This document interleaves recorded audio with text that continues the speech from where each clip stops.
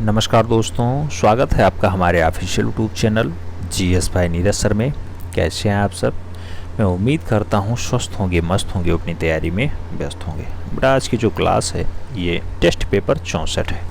इससे पहले 63 test paper हो चुके हैं और प्रत्येक में 20 क्वेश्चंस समाहित हैं। अपना टारगेट है 90 टेस्ट पेपर करना, 90 के साथ साथ 20 मॉडल पेपर करना हस्तलिखित, और लगभग 50 और 60 हो सकता है प्रैक्टिस पेपर करना। अब हम लोग स्टार्ट करेंगे। आप जानते हैं थोड़ा सा टेक्निकल इशू आ गया है, इसलिए जो है क्लासेज रेगुलर नहीं हो पा रही हैं। आज देर शाम से क्लासेज रेगुलर हो जाएंगी, उसमें कोई डाउट्स नहीं है। आइए देखते हैं टेस्ट पेपर 64। अपना टारगेट है बेटा 148 फतेह करना, उसके लिए चाहे जितनी भी मेहनत क्यों ना करनी पड़े। नई शिक्षक भर्ती आई है, नई शिक्षक भर्ती में टीजीटी आर्ट के जो कोटे में आया बेटा, ट्रेंड ग्रेजुएट टीचर आर्ट के जो खाते में आया वो 148 पद ही आया है। हालांकि वैकेंसी बढ़ सकती है, लेकिन फिलहाल आपको मेहनत करने की ज़रूरत है। अगर नहीं भी बढ़ती है तब भी आपको 148 फतेह करना ही है। आइए देखते हैं टेस्ट पेपर 64। पहला क्वेश्चन लिया गया है, राष्ट्रीय ललित कला अकादमी रविंद्र भवन किस शहर में स्थित है? इससे तो कंफर्म हो गया होगा कि राष्ट्रीय ललित कला अकादमी कह रहा है, और राष्ट्रीय लेवल का अगर होगा तो राष्ट्रीय राजधानी क्षेत्र में ही होगा।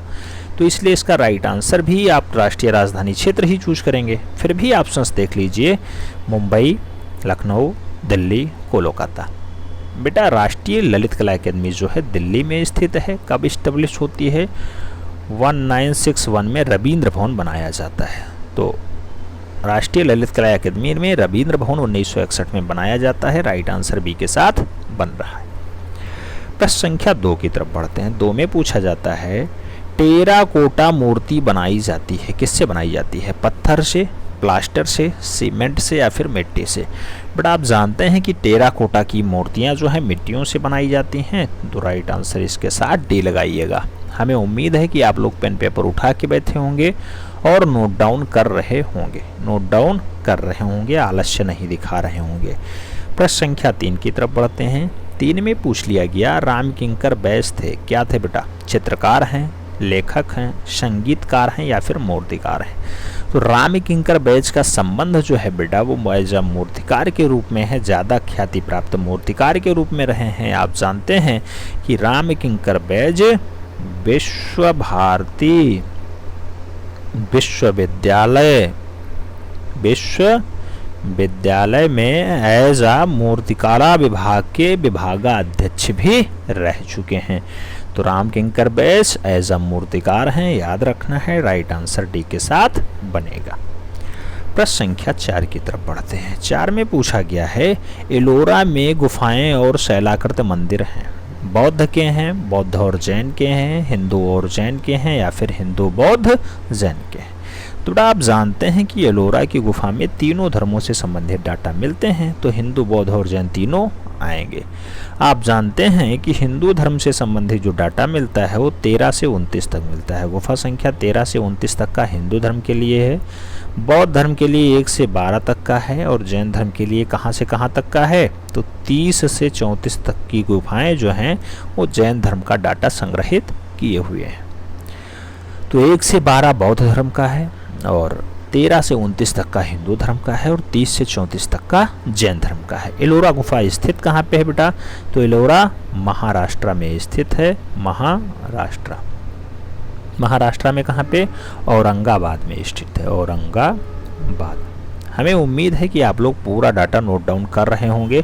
आता है फिर भी, नहीं आता है फिर भी नोट डाउन करिएगा बेटा, इससे जो है आपकी प्रैक्टिस बहुत अच्छी हो जाएगी।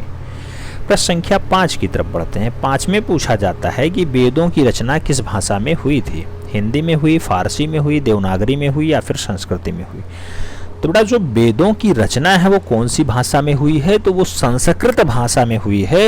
वेद जो लिखे गए वो विश्व की सबसे प्राचीनतम भाषा संस्कृत भाषा में लिखा गया। राइट आंसर डी के साथ बन रहा है। D is the right answer. प्रश्न संख्या 6 की बात करते हैं। पूछा गया, इंडो आर्य कौन सी भाषा बोला करते थे? इंडो और आर्य जो है वो कौन सी भाषा बोलते थे? हिंदी बोलते थे, देवनागरी बोलते थे, संस्कृत बोलते थे या फिर पाली बोलते थे? तो बेटा इंडो और आर्य जो है वो मूल रूप से कौन सी भाषा ज़्यादा प्रयोग किया करते थे, तो वो लोग ज़्यादातर जो है संस्कृत भाषा का उपयोग करते थे। राइट आंसर सी के साथ बन रहा है, C is the right answer. Next प्रश्न संख्या 7 की तरफ बढ़ते हैं। 7 में पूछा जाता है देवी प्रसाद राय चौधरी थे, क्या थे बेटा? चित्रकार थे, छायाकार थे, मूर्तिकार थे या फिर कवि थे? तो बेटा जो डीपी राय चौधरी हैं, देवी प्रसाद राय चौधरी हैं, वो भी बहुत ख्याति प्राप्त मूर्तिकार हैं। तो राइट आंसर डी के साथ नहीं, बी के साथ लगाइएगा, एज अ मूर्तिकार। B is the right answer. Next प्रश्न संख्या 8 की तरफ बढ़ते हैं। 8 में पूछ लिया गया है एक कवि चित्रकार जिनकी कर्मभूमि शांति निकेतन थी। तो बेटा कवि भी हैं, चित्रकार भी हैं और उनकी कर्मभूमि शांति निकेतन है, उनका नाम बताना है। तो बेटा उनका नाम है रविंद्रनाथ ठाकुर। याद रखना है रविंद्रनाथ ठाकुर। हालांकि यहाँ पे गगनेंद्रनाथ ठाकुर भी ऑप्शंस में हैं, लेकिन गगनेंद्रनाथ ठाकुर राइट आंसर नहीं बनेंगे, रविंद्रनाथ ठाकुर राइट आंसर बनेंगे, यानी C is the right answer होगा। C is the right answer. Shanti Niketan Ravindra Baba famous हुए हैं। राइट आंसर जो है बी के साथ बन रहा है। कवि हैं, चिंतक हैं, लेखक हैं, पेंटर हैं, सब कुछ हैं रविंद्रनाथ टैगोर। तो राइट आंसर सी के साथ बन रहा है। प्रश्न संख्या 9 की तरफ बढ़ते हैं। 9 में पूछा गया है कि प्रागैतिहासिक चित्र उत्तर प्रदेश में कहाँ पर स्थित है? सिंघरिया में है, लखनदियारी में है, चंद्रौली में है या फिर सारनाथ में है? आप जानते हैं बेटा कि प्रागैतिहासिक काल के जो डाटा मिलते हैं वो सोन नदी की घाटी में मिलते हैं। और सोन नदी कहाँ बहती है? तो सोन नदी की घाटी में डाटा मिलेंगे, उसके आसपास जो डाटा होगा वही राइट आंसर बनेगा। तो प्रागैतिहासिक काल का जो डाटा मिल रहा है वो लखनदियारी से मिल रहा है बेटा, तो लखनदियारी राइट आंसर होगा। C is the right answer. Next प्रश्न संख्या 10 की बात करते हैं। 10 में पूछ लिया गया कि अजंता के चित्र संबंधित हैं, किससे संबंधित हैं? बौद्ध से, विष्णु से, शिव से या फिर दलाई लामा से? तो बेटा जो अजंता का चित्र है, अजंता गुफा तो सबसे पहले आपको याद रखना होगा कहाँ पे है, तो महाराष्ट्र का औरंगाबाद वाला बेल्ट होता है, औरंगाबाद में स्थित है। अजंता चित्र किस धर्म से संबंध रखता है? तो बुद्ध धर्म से संबंध रखता है। राइट आंसर ए के साथ लगा दीजिएगा। अजंता में 30 गुफाएं पाई जाती हैं, ये भी याद रखना।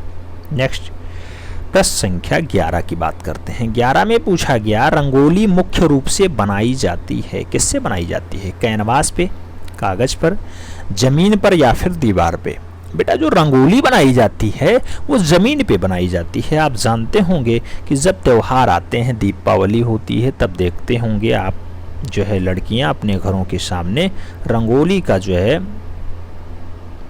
प्रोग्राम करती हैं। आप देखते होंगे ज़मीन पे बैठ करके इस टाइप का डाटा वो संग्रहित करती हैं, इसमें विभिन्न प्रकार के रंग फिलअप करती हैं, उसके बाद जो है बनाती हैं। हर एक में अलग अलग रंग भरती हैं, कुछ जो है मिट्टियों को रंगती हैं, कुछ जो है चावल के दानों को रंगती हैं, कुछ जो है दूसरे दानों को रंगती हैं, इसमें भरती हैं कई रंगों में, वही है रंगोली। तो किस पे बनाई जाएगी? ये ज़मीन पे बनाई जाएगी। राइट आंसर बी के साथ बनेगा, ज़मीन। ठीक है। प्रश्न संख्या 12 की बात करते हैं। 12 में पूछ लिया गया तैल विधा में कार्य करने वाली पहली भारतीय चित्रकार राजा रवि वर्मा, मकबूल फिदा हुसैन, रणवीर सिंह बिष्ट या फिर सतीश गुजराल? आप जानते हैं तैलीय चित्रण में बहुत अच्छा काम राजा रवि वर्मा ने किया है, तो राइट आंसर राजा रवि वर्मा के साथ जाएगा। A is the right answer. A is the right answer. प्रश्न संख्या 13 की तरफ बढ़ते हैं। 13 में पूछ लिया गया है नील नदी की घाटी में पनपी सभ्यता कौन सी है? ऑप्शंस में है सिंधु सभ्यता, चीनी सभ्यता, मेसोपोटामिया की सभ्यता या फिर मिस्र की सभ्यता? बेटा नील नदी की घाटी में जो है सभ्यता आती है उसे हम लोग मूल रूप से कौन सी सभ्यता के नाम से जानते हैं? तो उसे हम लोग मूल रूप से मिस्र की सभ्यता के नाम से जानते हैं। मिस्र की सभ्यता राइट आंसर बनेगा। नील नदी, मिस्र घाटी सभ्यता, सी इज द राइट आंसर।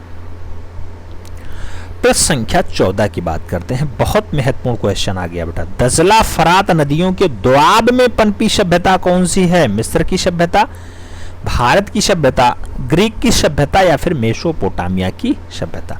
तो दजला और फरात के बीच में आती है बेटा, उसे मेसोपोटामिया की सभ्यता कहते हैं। राइट आंसर डी के साथ बन रहा है।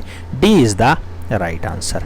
नेक्स्ट प्रश्न संख्या 15 की बात करते हैं। प्रश्न संख्या 15 में बेटा पूछा गया कि एलोरा की प्रसिद्धि का कारण क्या है। ऑप्शंस में है चित्र शैली, कैलाश मंदिर, धार्मिक विषय वस्तु या फिर नटराज की मूर्ति। तो बेटा एलोरा वही महाराष्ट्र औरंगाबाद वाला बेल्ट होता है। 34 गुफाएं जहां पाई जाती हैं। उसकी प्रसिद्धि का कारण क्या है, तो आप जानते हैं गुफा संख्या 16 में कैलाश मंदिर विद्यमान है। सबसे ज्यादा प्रसिद्धि का पात्र एलोरा इसीलिए है बेटा, कैलाश मंदिर की वजह से एलोरा ज्यादा फेमस है। तो राइट आंसर जो है सी के साथ बन रहा है, सी इज द राइट आंसर। प्रश्न संख्या 16 की बात करते हैं। 16 पूछा गया बेटा अमरत्व की कला। अमरत्व की कला किस देश की प्राचीन कला को कहते हैं। अमरत्व की कला किसे कहा जाता है। रोम की कला को, भारत के कला को, इटली के कला को या फिर मिस्र के कला को। बेटा अमरत्व की जो कला कहलाती है वो मिस्र के कला को कहा जाता है। राइट आंसर डी के साथ बन रहा है, मिस्र की कला। अमरत्व की कला कौन से देश की है, तो मिस्र की कला मानी जाती है। डी राइट आंसर बन रहा है।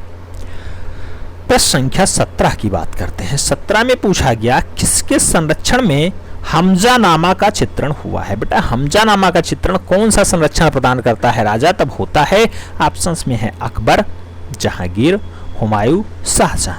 बेटा हमजानामा का जो चित्रांकन है वो आप जानते होंगे कि अनपढ़ राजा अकबर के काल में हुआ है। तो राइट आंसर ए के साथ बनेगा। अच्छा हमजानामा का जो चित्रांकन है वो किस जो है लेंथ में हुआ है, तो ये भी याद रखना है 67.5 गुणे 50 सेंटीमीटर के एरिया में हुआ है।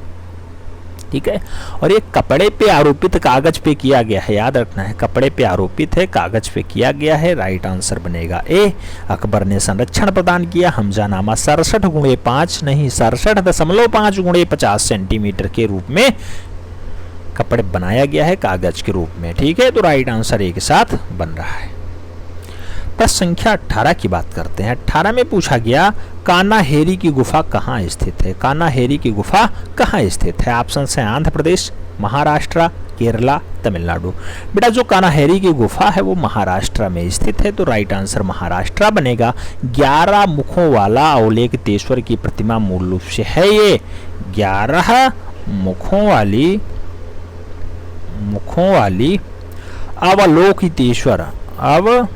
अवलोकितेश्वर की प्रतिमा है। बेटा याद रखना है महाराष्ट्र में स्थित है। राइट आंसर बी के साथ बन रहा है। प्रश्न संख्या 19 की तरफ बढ़ते हैं। 19 में पूछा गया इनमें से कौन सा हड़प्पा सभ्यता का हिस्सा नहीं है। ऑप्शंस में है सार्वजनिक स्नानागार, बौद्ध मंदिर, पकी हुई मिट्टी का उपयोग या फिर डाक यार्ड यानी नौका घाट। बेटा हड़प्पा सभ्यता में इसमें से कौन सा डाटा नहीं पाया जाता, तो आप जानते हैं कि बौद्ध मंदिर का उल्लेख वहां नहीं मिलता है। राइट आंसर सी के साथ बन जाएगा, C is the right answer. Last question कह रहा है जोगीमारा गुफा स्थित है। कहाँ पे स्थित है बेटा, पश्चिम बंगाल में, छत्तीसगढ़ में, बिहार में या फिर उत्तर प्रदेश में। थोड़ा जोगीमारा की गुफा जो है ये पहले सोया हुआ प्रदेश मध्य प्रदेश का हिस्सा हुआ करती थी, लेकिन जब से छत्तीसगढ़ का निर्माण हुआ है तब से मध्य प्रदेश हट करके छत्तीसगढ़ राइट आंसर बनने लगा है। आप जानते हैं जोगीमारा की जो गुफा है वो रामगढ़ की पहाड़ी पे स्थित है। रामगढ़ की पहाड़ी पे स्थित है। यहीं पे बहुत खास गुफाएं हैं। आप जानते होंगे एशिया की सबसे पुरानी नाट्यशाला यहीं स्थित है, जिसे हम लोग किस नाम से जानते हैं, सीता बेगड़ा एशिया की सबसे पुरानी जो है नाट्यशाला है। तो सीता बेगड़ा मूल रूप से कहाँ स्थित है, वो भी छत्तीसगढ़ रामगढ़ की पहाड़ी पर स्थित है। सीता लांगड़ा भी यहीं स्थित है और इसका निर्माण काल कई बार पूछा गया है। तो बेटा मौर्य वंश में इसे जो है बनवाया गया है, मौर्य वंश में इसे बनवाया गया है। और आप जानते हैं कि रायकृष्ण दास जी जोगीमारा गुफा को कहते थे कि ये जैन धर्म से संबंधित गुफा है। तो जैन धर्म से संबंधित किसने बताया है, स्वर्गीय रायकृष्ण दास के द्वारा बताया गया है। तो आज के वीडियो में इतना ही। हमें उम्मीद है कि आप लोग बेटर परफॉर्मेंस किए होंगे और आपके क्वेश्चंस अच्छे सही गए होंगे। मिलते हैं नेक्स्ट वीडियो में, तब तक के लिए जय हिंद।